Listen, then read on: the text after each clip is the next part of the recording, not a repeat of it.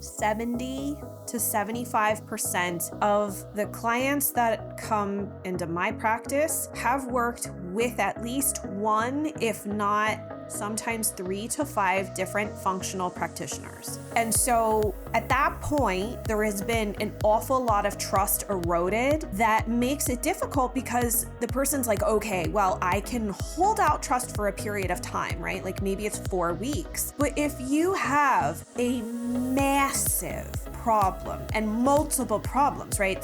Let's pretend, just for the sake of this conversation, that the individual has significant thyroid imbalances that probably require, or at a point that might require medication treatment. They got H. pylori, maybe they have SIBO, and they've got fungal overgrowth, and oh, by the way, I think you might have parasites because of XYZ. So you have a lot of things going on.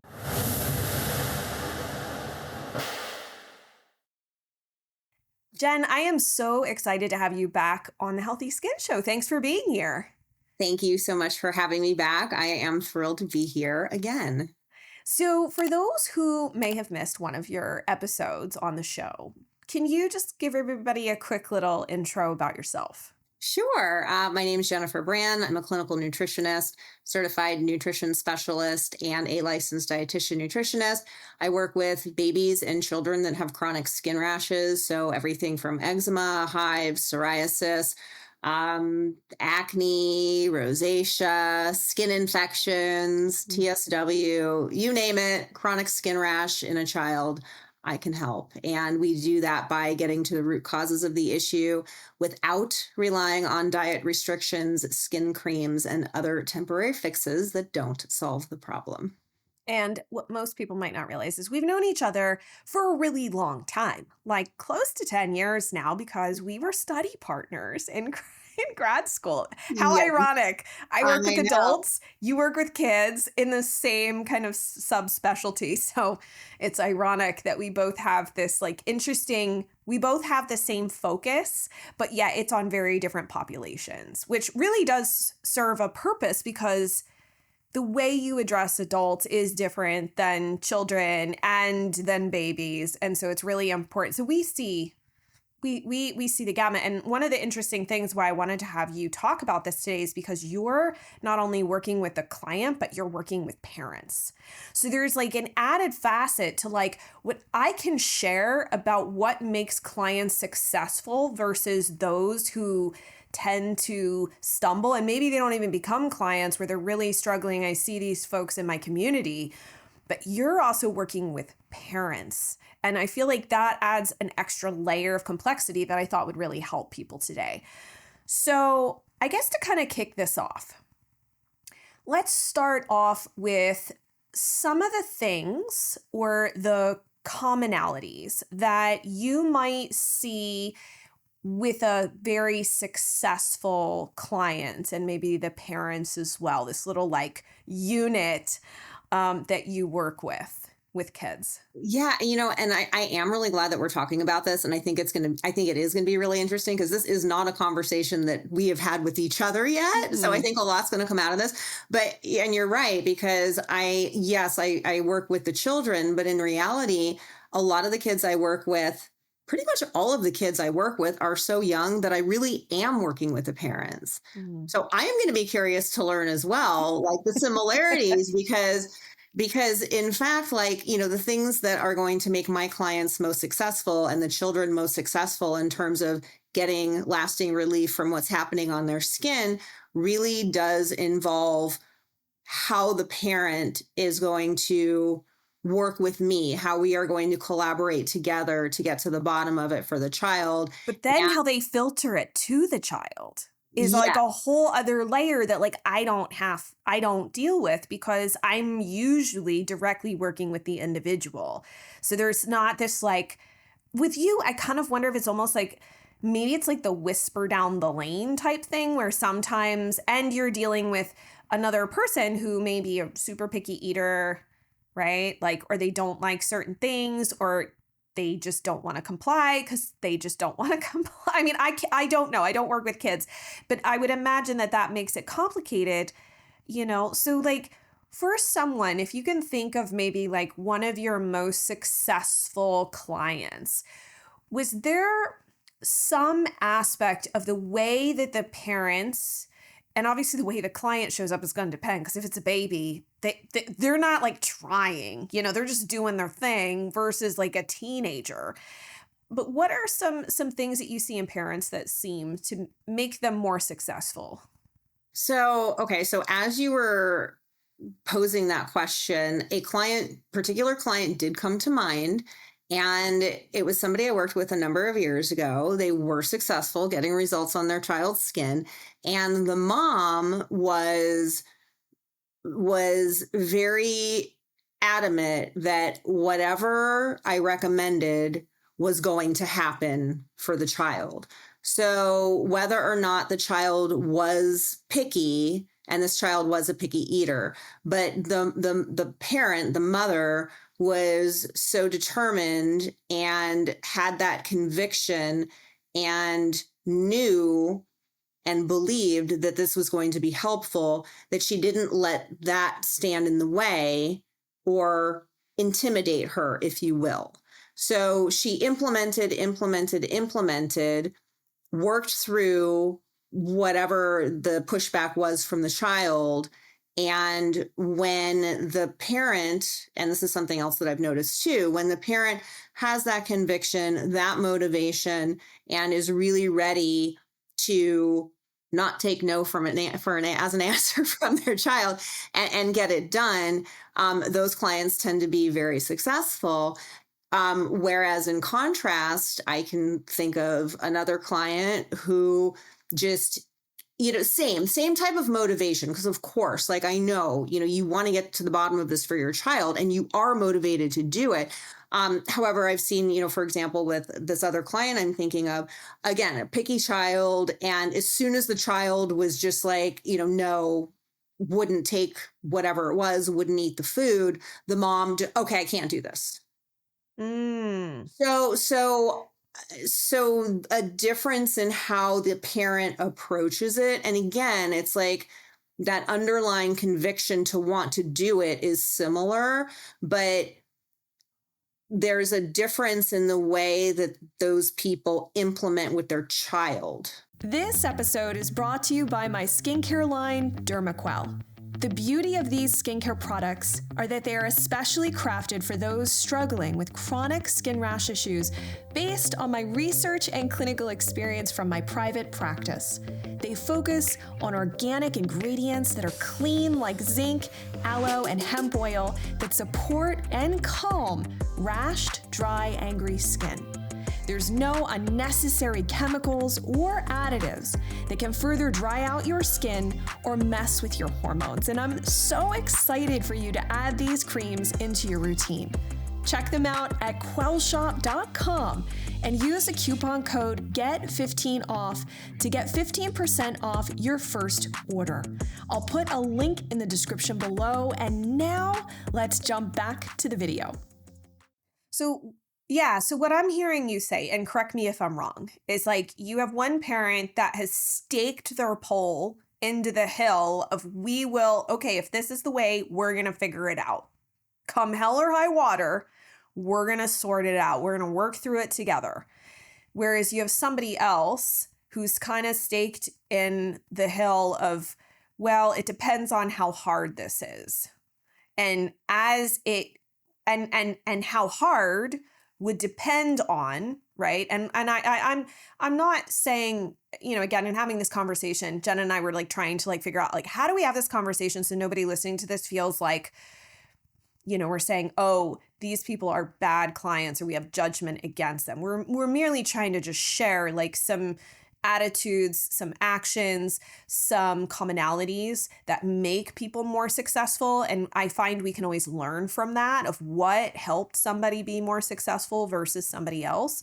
But it does sound like this other person that you're describing, it's like the moment they pushed up, they got some pushback or some resistance, they were kind of like, too hard, I'm out. Does that sound like kind of what you're describing? It does, yes. And, another layer of that too, and tell me too, because I would think this is similar with adults, but it's like the other piece of that is that, when you work with me, and I know you're similar in this nature, like when you work with me, when you work with Jen, we're here to help. We're here for support. That's what you're here for. So also, if you leverage that support, because there are strategies that we can help you strategize, right? So when the going gets tough, that's also a time to ask for help. So also people that ask for help, right, tend to be more successful. Yes. And I will say that I see the same thing with adults whom I'm working with directly.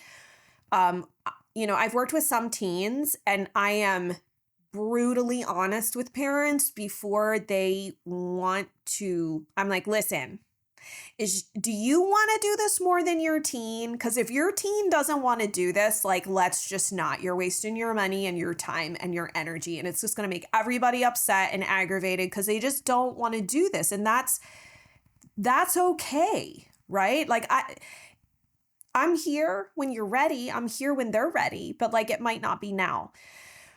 And so I agree with you that there's this idea of like, what kind of energy do we hold? What type of beliefs do we hold ahead of time that allow us the ability to see pushback, or maybe like you were sharing, like a negative reaction, like, oh, I don't like this food, or I don't like XYZ. And you problem solve, you troubleshoot, right? And to try, because the goal is, let's see how much we can take action here. And if we hit a stalling point where we can't go any further, they're reaching back out to you and saying, hey, I need some help. And that's the same with me. Right? You were saying asking for help is a really big thing. And it's not, I think too, and we can talk a little bit about like, how do you ask for help? That is like, obviously there are different ways to ask for help and communicate that to your partner. I love that. Like, I like to think of my clients like, I'm your co-pilot. I'm here to help you. I'm not the boss of you. I personally don't really want to work with someone who thinks they're the boss of me. Maybe that's just a me thing, but like, I don't want that. And I don't treat my clients that way because I like to be in partnership. I believe it's a partnership because like, I can't come to their house and make them do and implement and hold their hand through every moment of the day. But I'm here if like option one that I create has some issues, because that can happen. Then you come back and we troubleshoot and we refine and we work on it, because this person that's staked to the second hill where they're like, as soon as they hit some feedback or some pushback or whatever it may be, that's like not exactly positive, like they're not getting a green light in whatever way, shape it may be. Like you might even say like, hey, I took these things and my stomach couldn't really tolerate it, right? I started getting diarrhea or constipation, or I just didn't feel good. That's all feedback that I need to know, because then I can help you troubleshoot. But if you're more rooted in this didn't work, I'm just like, I don't know what to do. Forget it. I'm just not going to take anything. I'm just not going to take any of the actions that we worked on together in our session, and then not show up, and then show up to the next call having done nothing and not relayed any of that information. The energetic difference is so vastly different, because like, I really think problems are literally only problems because they don't have a solution yet. So it just means we have to like, we're still sorting it out, and all the information that you're collecting as this like client or individual going through this process is helpful to your co-pilot of some sort, whether it's Jen or me. So I don't know, like, what do you think about that, Jen, in terms of like providing feedback? Do you also find that there's a difference between the person who's like, I'm going to find a way, versus the person who is like really kind of going to get like knocked off their center with things? Like, do you find that there's a difference in how they're even communicating with you that might be valuable for someone to hear? Absolutely. And I completely agree with you. Like, and there isn't, this is an interesting difference for sure and layer with kids, but it's like, so that collaboration and that partnership is so critical. And because as you were saying, like, that's how we monitor what's happening, figure out if what we're doing is working. Because, when we start off, and I think it's similar, so correct me if I'm wrong with this, but when we start off, like, when we first, you come into either of our practices, we do the intake with you, we do the testing, we create the plan, we have these conversations, we get started. And that's what it is. It's getting started. So our initial plan is not going to be the end all be all plan, right? It's a starting point. And then, when we run into problems, and I love that you said this, like and I heard this recently and I don't remember where. So I can't take credit for this, but I don't remember who gets credit. But like, there wouldn't be a problem if there wasn't a problem can't exist without a solution. Mm-hmm. So there is going to be a solution, but that's why we work so closely together, is because we need to figure that out together, because we are not there on the ground level with you. We're not a fly on the wall. Like I've always thought with so many of my clients too, like, sometimes it's just like, I can still tell, because we work virtually, like during our meetings, like even Zoom, I can see them, I can see what's happening like right here. But I just feel like, I'm like, there's another piece. I'm like, if I was only on a fly on the wall in the other room right now, so I could see something else. And then I feel like there's this other layer, and it's interesting with kids because a lot of these little children are so young, so they can't verbalize how they're feeling or what's happening. And so, so we might see maybe there's a skin flare, maybe there are some bowel changes, maybe this is happening, maybe that's happening. And so this is where that partnership is really critical. And, between the clients who are most successful or not, there has to be successful, there has to be a trust in the process. And it can be so hard because if your child is flaring and you can't figure out why, is it maybe the plan? Is it this? Is it that? I would say like at least 98% of the time, it is not the plan, and then we keep having these conversations. And this will be an example of why this communication and partnership is so important. I'm thinking of one client in particular. This was just 2 weeks ago. Kids started flaring, we're at a certain spot on the plan where it's possible, not unlikely, but possible. And, I'm asking questions, and then it's like, oh, well, yeah, they had the stomach flu last week because, the other kids had it and preschool had it. And, oh yeah, they're also, so-and-so is teething. And then there was this, and then I'm like, okay, right. So there are so many layers of things that can happen that can be alarming for parents. So going back to, that success, who's going to be successful, the communication, the partnership, trusting the partnership, working closely together, and having that conviction to know that what we are doing and working from the inside out truly is what is going to help. And on some level, and I hate to say patience, because it's really hard to have patience when you're struggling with your skin as an adult, or when you're watching your child struggle with this. But unfortunately, and again, I hate to say it that way, there has to be a better way to say you have to be patient, because that's not what I mean. But it is to realize that we're on the right track. And I think this was a conversation that we had on another time recently. So I'd love to hear more about what you think about this too. But also just having that ability to pivot when needed, right? Yeah. And I think that's critical. Well, so one thing that I want to like underscore or echo is that you kept using the word trust, which I do think is a really important part. Like if you don't trust any part of the process, especially, so one of the other things that I do know is difficult is that I would say 70 to 75% of the clients that come into my practice have worked with at least one, if not sometimes 3 to 5 different functional practitioners.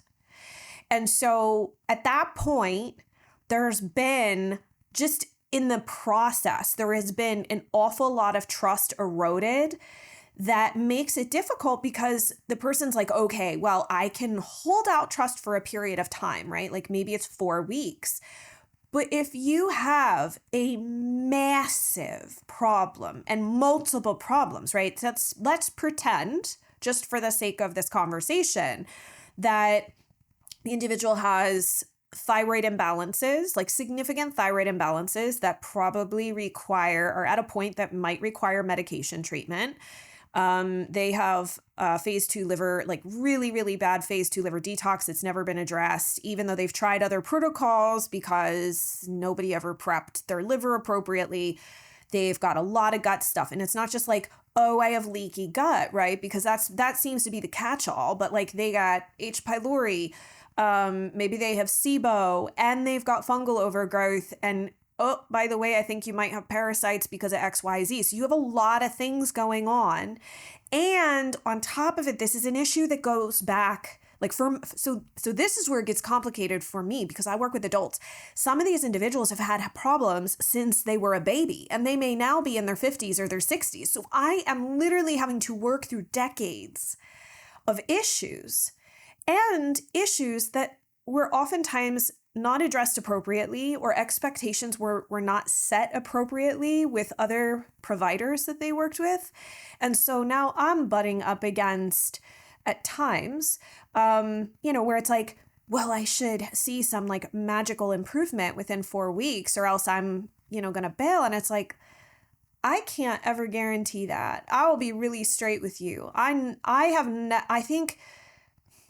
think that's where you have to feel like, so the question then becomes like, how do you trust, right? How do you trust the process?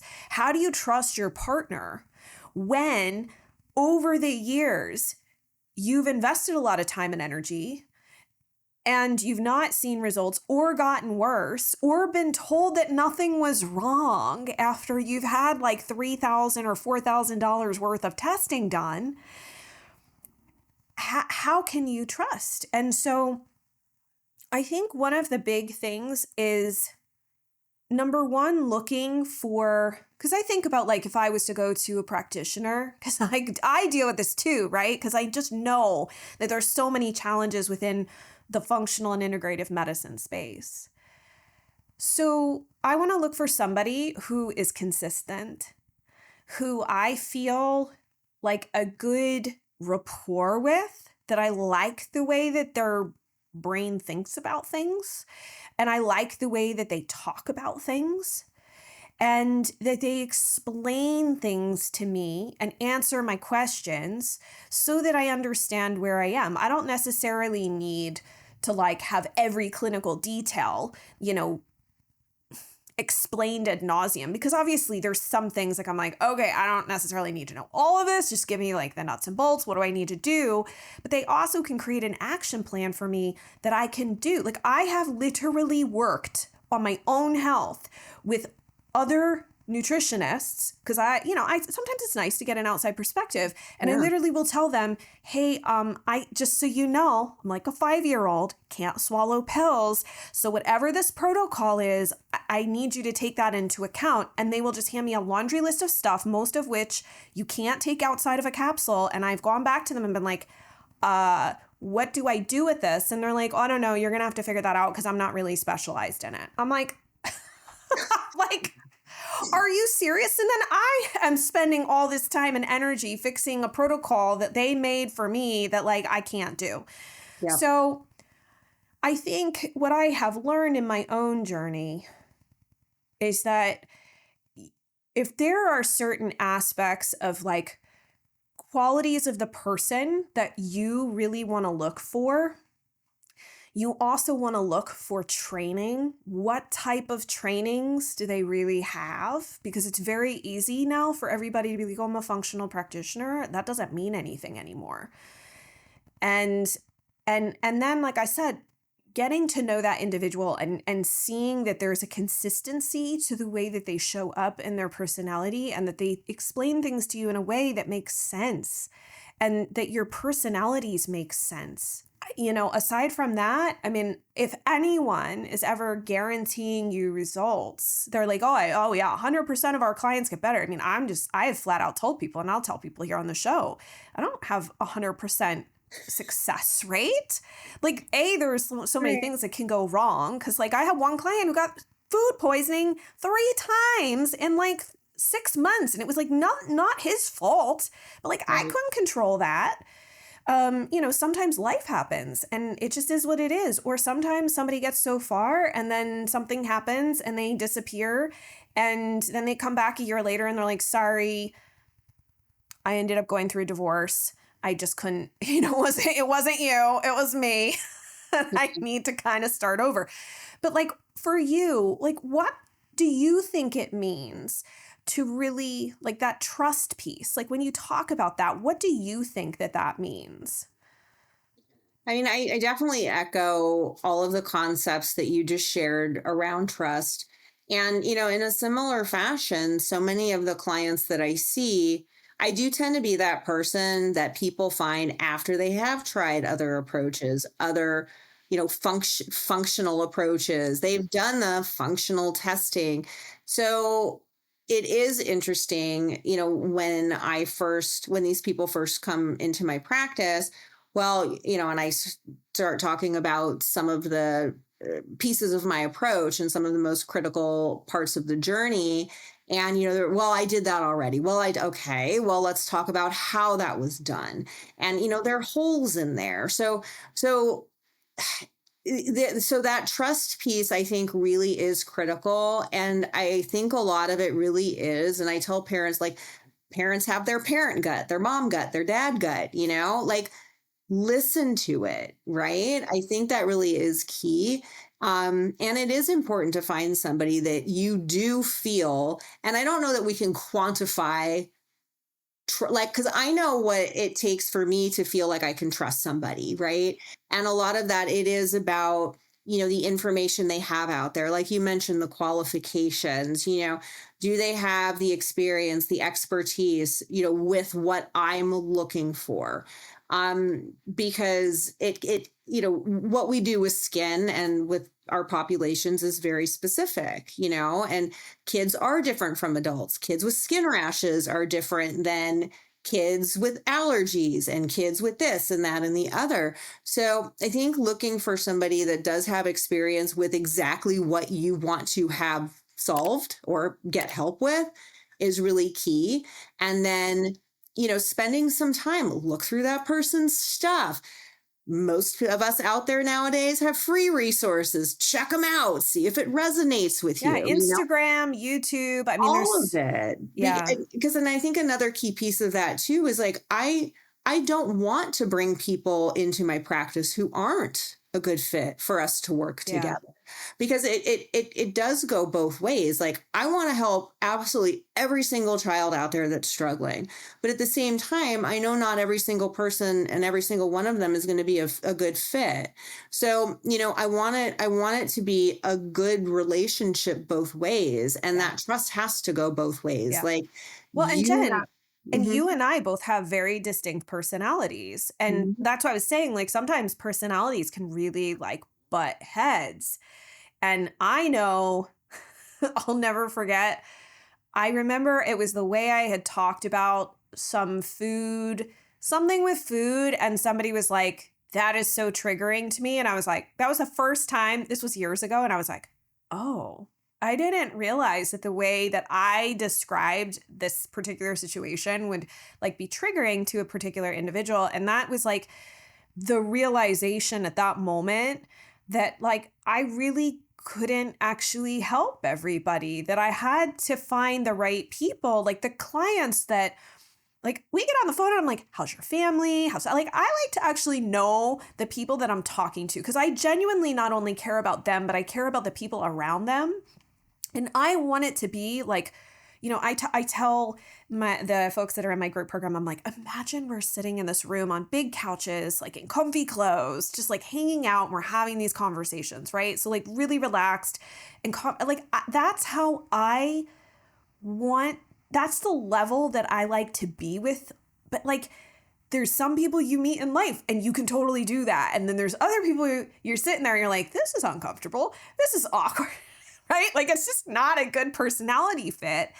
And that, like that can erode one's ability to even be honest in a session, because you might think the person is like judging you, like your practitioner is judging you, or you're not being perfect. I'm putting that in air quotes, perfect enough for them. And so what you're describing isn't entirely accurate. And that's really hard, because I want somebody to know that I'm not judging them. I'm here, right? I mean, people tell me some things. I'm sure you hear stuff, at least the little kids don't have to tell you this, but like some people are like, I don't want to tell you this because it's really disgusting. And I'm like, it's totally fine.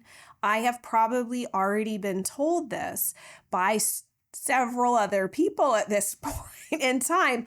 I'm not going to judge you. I'm not going to laugh at you. I'm not going to do any of those things, because like I am just listening to try to like pull out of my brain all of the different connections that need to happen to help you.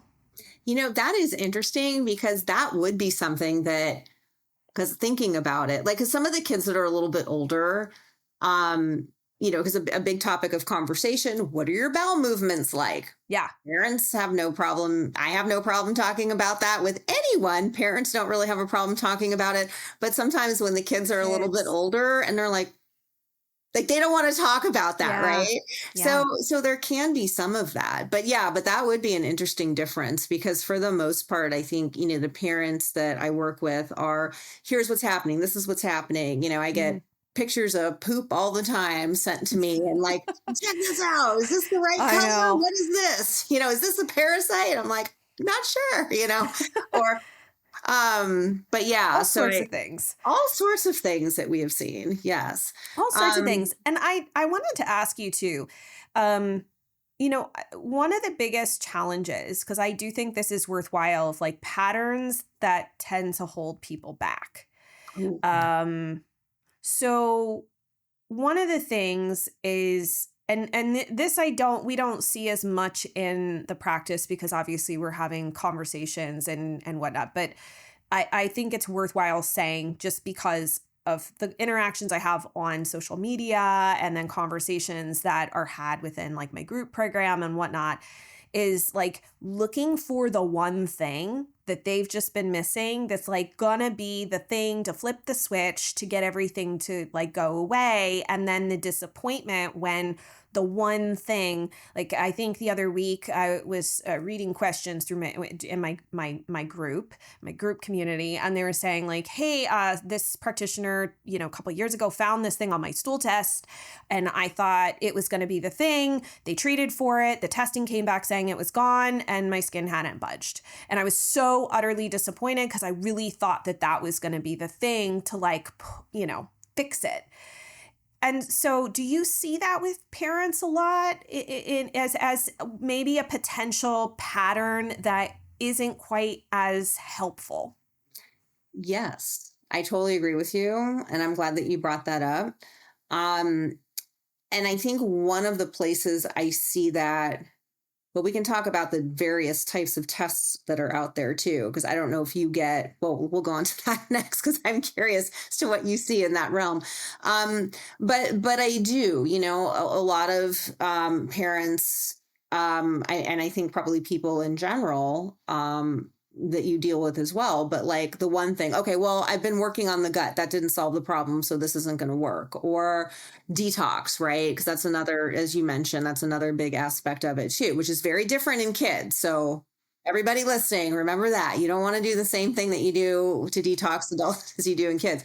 But like, so it's kind of like people are searching for the one missing piece. And in reality, there is not one missing piece. There are multiple pieces that potentially one in particular has been overlooked or not addressed. It's usually more than that. But let's say, just for, example's sake, like, one piece hasn't been, like, maybe that is a key, but you can't just do that in and of itself. There are lots of other pieces that need to be accounted for. So maybe this is a main piece. But if you're only doing this, like, let's say, okay, you did the gut test and you're working on the leaky gut. Well, that's not going to solve the problem, right? It might be a Right. piece of the problem, but there are lots of other things going on with the gut just there. And then in addition to that, even if you did have like the absolute perfect protocol addressing all of the stuff that's happening in there, there's still other things you need to do. There's still another set of root cause issues. And in particular in kids, there are like these particular buckets that I work in with my clients. And then a bunch of other things fall under these buckets, right? But so just to kind of give a sense, like there are these other pieces that you have to work on. And then this is where that partnership and the trust come in too, because the person that you're working with, you want them to be able to, number one, listen to you, because again, your mom gut, your own gut, whether you're adult, parent, whoever, you do have a sense of what's going on with your body, right? So you want to work with somebody who's going to listen to you, because those are key clues. You also want somebody who can understand the underlying pieces of, in our case, we're talking about skin issues. And then for me, skin issues in kids. So you want to take all of those things into account. And that person that you're going to trust to help you also needs to understand the other pieces and then help you pull those out of your own case, right? Well, right. And figure out the details of your own case, because everybody's different. Well, right. And some things impact other things. Like there's consequences if the reason, look, is it possible? Is it possible that there could be just one reason? Sure. But to be fair, if you've been doing this for quite a while, it's probably not one thing. And if that's what you're waiting for, you're likely going to be disappointed. I tend to tell people, I'm like, hey, let me just level with you. Like, I know it stinks to hear these things, but I want to be honest, because there's so much heartache and disappointment when you look at social media. All of these individuals share what their win is. Oh, I did this, and then this happened. But if you really ask them, a lot of times they did a lot more than the one thing that they think actually fixed it and that they shared. And that's where it becomes tricky, right? So the problem with the one thing is, you are saying 100%, it's like, oh, well, if I fix my liver detox, if I just, like an adult, if I just get my phase 2 liver detox running, then everything should be fine, right? Well, no. The reason is that the problem that caused the overload is still there. We have to address the overload to then deal with the original problem that caused it, which sometimes could be environmental, and oftentimes there's a significant gut component to it. There also can be nutrient depletions that are in this arena too. So now we got 3 problems. I mean, like, and sometimes there's subcategories of problems within the buckets, right? Like you were saying. Oh, and for so sure. you have to allow for time. And I would just like to say, because like I've really thought a lot about, you and I both have had health issues over the years. And I thought that back in 2008, I was like, oh, I'm sensitive to all these foods. I'm just going to take them out. And I was like, look, I'm better. I was like sharing before and after photos of myself, because I did actually look quite different. But I thought I was healed. I was like, oh, I'm better. And guess what? It is now 16 years later. And now I'm seeing how much of my journey was like an onion. I would peel away one layer to reveal something else. I'm not saying that anyone should expect their journey to be 16 or 20 or 30 years, but I oftentimes think that for those who are like, I've got 4 to 6 weeks max, and then I bounce, I'm not going to stick with this. I'm not going to, continue to, like you said, kind of trust the process or trust that container that they've really selected for themselves. If that's the I mean, it is a journey. I've worked with some clients for 2 to 3 years. I mean, like, I had no idea it was going to be that long. I honestly would have preferred it not to be. I even tell them on the phone, I'm like, listen, I would much rather talk to you on like a friendly basis of just like, hey, what's going on? How's life? Than us continue to have this conversation. Because I would love to see you just like out there living your life and this not being an ongoing issue that we're still unraveling. But I think it's that mentality of the one thing, and thinking that this like next detox, this next protocol is going to be like the game changer that you like magically see your skin clear up, it's so pervasive because of social media that's one of the biggest things, one of the biggest beliefs that I see that actually holds people back from being successful. I agree with you there. I definitely do. And I think, like I mentioned, patience earlier on, Mm-hmm. right? And again, and I like the way that you said it. It's more like expectations versus patience, right? Like the problem didn't happen overnight. Of course, with children, sometimes it seems like it did, because sometimes it does. Yeah. It starts. And I think with kids, it is an interesting opportunity, because in my clients, I do see people get some results, and pretty decent results, like usually within 4 to 6 months, but not everybody, for sure. I do have a lot of clients that I work with longer than that. Sometimes I have clients and it happens faster than that. Sometimes they do really well, and then we're like 4 to 6 months in, and then it just gets stuck. And then so everybody is totally different. And it's like peeling back the layers of an onion. And, there's so many nuances with this type of work, and so many things that are outside of anybody's control. You as a parent, you as somebody, an adult struggling with their skin, us as practitioners working to help you. Like, one of the things that I like to let my clients know is that, with this work that we're doing, and when we're talking about what's happening on the skin, generally, we can kind of boil this down to like inflammatory processes in the body, which a lot of things can cause this inflammation. And that drives, an underlying driver for what's happening on the skin. And, that comes from immune system dysregulation. Like, we get inflammation when our immune system's like freaking out about various things. And so, my approach with my clients isn't necessarily to make everything perfect and, put somebody in a bubble and live in a bubble.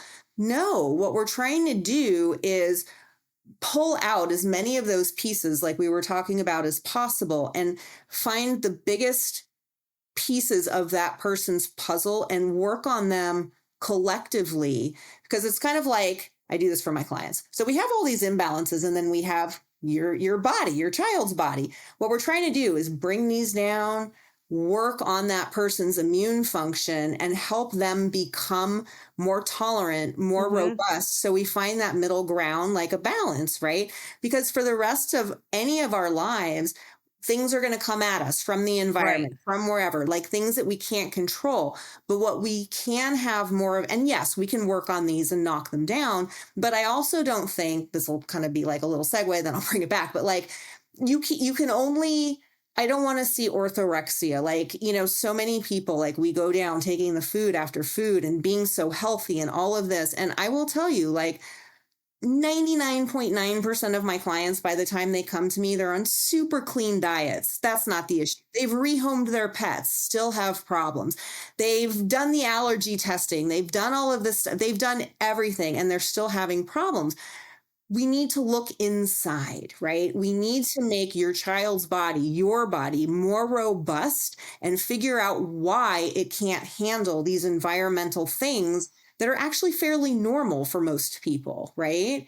So it's like, we've got to work on your system, that system, find those imbalances to support it and make it more robust to handle all of this, because this is always going to be happening. And in today's day and age, this is not getting any better, is it? No. And so No. for anybody listening to this episode, I will just say that Jen's doing these things with her hands on the video. That are you're not going to be able to see. Well, you might not see them, but like, they're really helpful. If you go to the YouTube video, you'll see them. But like, it's helpful because I think the same exact way. It's like, how do we get the body to be better able to manage the imbalances, better able to handle like you said, the things that it's going to be inevitably confronted with? How do we improve its tolerance? How do we improve its robustness? How do we do that? And that's a very different question than like, I just want this protocol to fix me, right? Right. Or Oh, sorry. Or like I just want this protocol to fix me, or find the trigger, which is somewhere externally. Yeah. And yes, all of those things are important. But what we're doing with the protocols and with the type of work we do is figure out literally, why is it happening to that person in the first place? Whereas other people in your household are not fine. Right? Right. So They're like fine. And you're like, why am I broken? Like everyone else I know is fine. We're living in the same house. I had one client, she was so sensitive to mold. Her kids were pretty much fine. Her husband was fine. She just like could not be around mold. And it was so frustrating because like she just can't do it. And like her system is different and it's aggravating. Either way, Jen. Oh my gosh, this was so, I would just say like it was very insightful to hear you talk about things from the perspective of the parents, because obviously, like I said, it's a little, I feel like my perception of you is like a little whisper down the lane with like, you tell the parents, then you're telling the kids, and maybe the kid, if they're old enough, is relaying this to you, but like, you know, like it's interesting to hear your experience versus like where I'm just working directly usually with the individual and like saying, hey, this is what we need to do. And we're collaborating together. Because I think that's the right word. It's a collaboration. It's a partnership, as you said. There's that trust that we have to work together successfully. I feel like there's so many other things that we could talk about, which we can like certainly dive into another time. But I just want to thank you so much for being here. Where can everybody find you? Oh, well, thank you for having me. I always love being here. So you can find me. My website is Jennifer Karen Brand Nutrition. You can find me on Instagram at Jennifer Karen Brand. The Karen, by the way, is spelled Caryn. You can also find me. I do work with clients privately, so I do private one-on-one work. And then I also have a group program that does offer group coaching and support as well. That is called Rashes Be Gone. And so you could also do rashesbegone.com to learn more about that as well. Awesome. We'll put all the links in the show notes. And I'll link up some of the other episodes that we've done together because I think that they're helpful for people to hear. But thank you for joining me today. I really appreciate it. Thank you for having me. And thank you for having this conversation. I think it was really interesting. Yeah. And I think it's a good opportunity for people to like take a look at what, you know, sometimes we need to hear the other side, like a different reflection and say like, how, like, am I doing that? Am I thinking that way? Like, how am I showing up in, you know, my part of the partnership? And could I make some tweaks and improvements to show up better, you know, to be more successful? Because that's ultimately the goal. The goal is to be successful. Like, I want my clients to win. Like, I am like the deep, I am like really, really rooted in their successes. I know you are. And I'm just like always cheering them on. I truly, truly believe I'm like the eternal optimist. I'm like, there's hope. We can do this. We can figure it out. And you know what? It might not fully be me, and that's okay too. But I believe in you. I know we can do this. We'll figure it out. If you enjoyed this video, you need to tune in to this video next. Then make sure to hit the subscribe button so you get notified as soon as a new episode drops. I'm excited to see you there and dive deeper with you on your skin healing journey.